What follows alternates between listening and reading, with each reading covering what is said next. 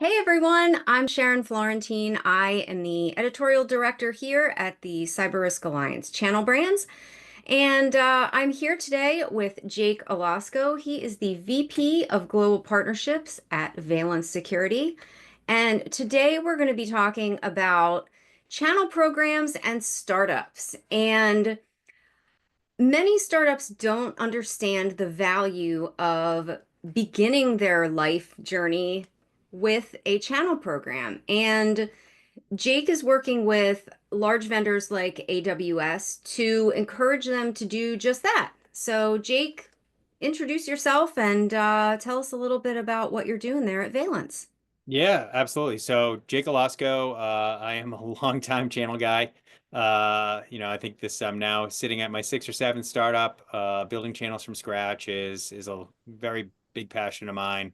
And I think as we kind of talked about before, I just get excited where you start to see earlier stage organizations make the leap over to partnership programs and really try to get that early stage value in helping get their brand awareness out there.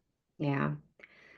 So, why is that so important from the beginning? Is it just a matter of having an extended reach right from the beginning and or like you said, more voices getting your brand out, or is there something else that's fundamental to that?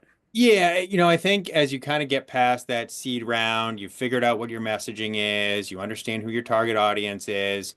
There's just such a easy way to really start to get that messaging and brand awareness out there. So that's definitely one of the benefits. I think being able to scale your sales team without having to hire a whole bunch of full-time headcount is so important and crucial.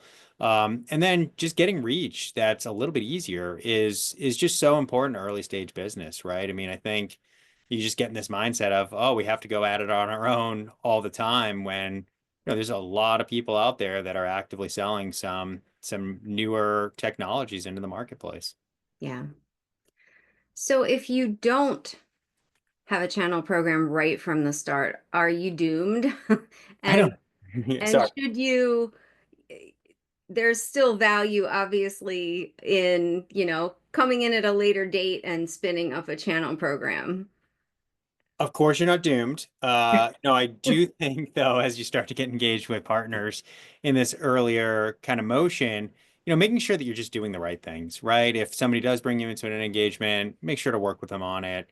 Understanding, how to at least, if you haven't built out the strategy yet, start to think about the strategy, right? Who should we be targeting? What kind of partners? Is my business very managed services based? Is it very, hey, it's just a product and we're going to go resell route? Are there service engagements that other partners could be interested in the future?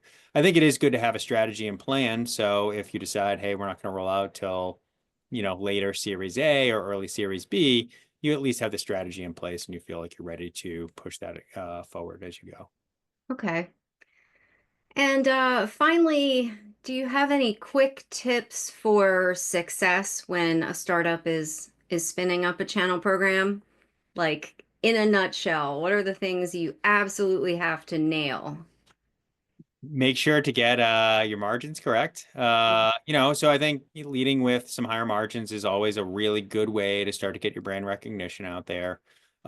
Maybe some other areas are, again, just focus on the right partners. You don't have to do them all, but the ones that are going to be a little bit more leaning into your business are probably the ones that you want to spend some more time with. And again, like you know, I always kind of look at it as a less is more situation. So, if all of a sudden you've got three really strong partners across your focused geography, that's a great area to just spend some time, engage, understand their business, and makes you better kind of in the long run.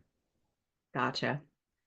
Well, thank you so much for your time today. And folks, thanks for watching. We'll see you again soon here on Channel E2E.